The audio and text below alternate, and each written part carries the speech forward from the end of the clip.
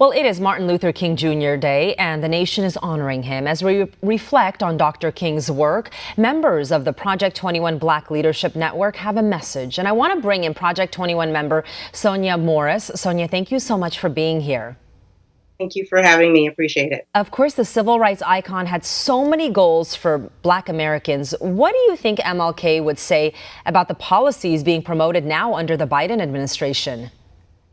I believe you would be appalled, and I believe your network's name really well encapsulates what America is about and what he was about. He was about one America, a united America, and I call Martin Luther King, I would say he's trans, right?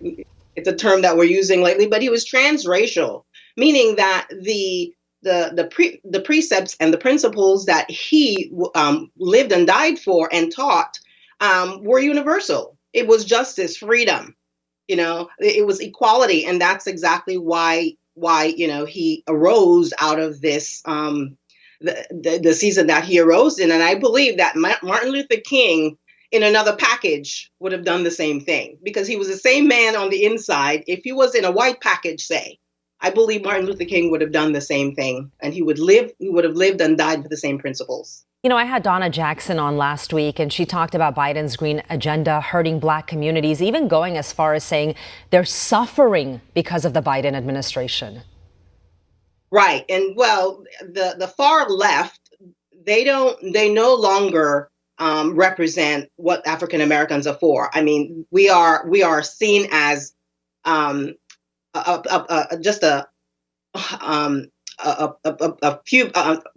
many people just really having one idea. I'm sorry about that. And so we are more and more awakening to the fact that the Democratic Party and the far left do not represent us, and their policies, as a matter of fact, are hurting us. We want small businesses to be able to have opportunities to thrive. We want to live the American dream. And Martin Luther King, again, talked about in the American dream. He loved America. He loved the American dream. And he only wanted the equality for African Americans to be able to accomplish the same thing as white, Asian, and other Americans. You actually wrote a piece where you talked about CRT and the 1619 Project, saying Dr. King would be appalled that African Americans are championing this.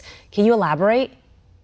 Yes, because they divide us along racial lines. And I say even the word racist, the way we use it, it's not how it's a racist term, because it's assuming that there's a Black race and a white race. We are all the human race. And I saw someone wear a T-shirt yesterday that really encapsulated what he was about.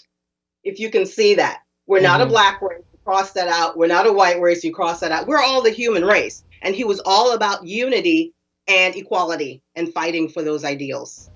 Yeah, our freedoms can never be taken for granted. We do have a duty to fight. Anything else you'd like to say?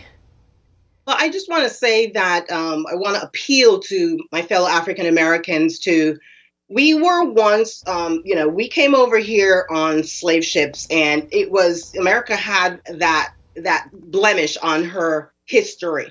But we are here now, and we helped. And one of my pieces that I wrote about, when that's calling for reparations, we helped this country to come to the place where it is right now. And I do believe, and I appeal to my fellow African Americans to once again unite and help America to achieve what she has set out to do. And we need to unite. We need to reject wholeheartedly the 1619 Project, CRT, the call for reparations, all these things. We need to once again be one America. And what the far left is trying to do, they're trying to divide us along these ethnic lines. And we need to reject that wholeheartedly and fight together to maintain the America that we are right now losing. We're on. Martin Luther King would be amazed at where we've come to a place where now we're choosing to go back to segregation. We're choosing to go back to racial division, and he would be appalled. And I want to just appeal to my African American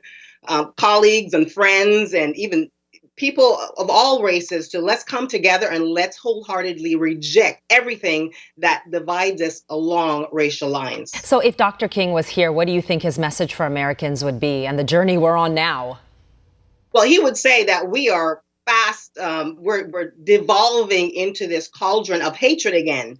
And there are people who are using words like racist and certain words that are in by themselves incendiary. And he would say, because one of the things he said was hate doesn't turn away hate.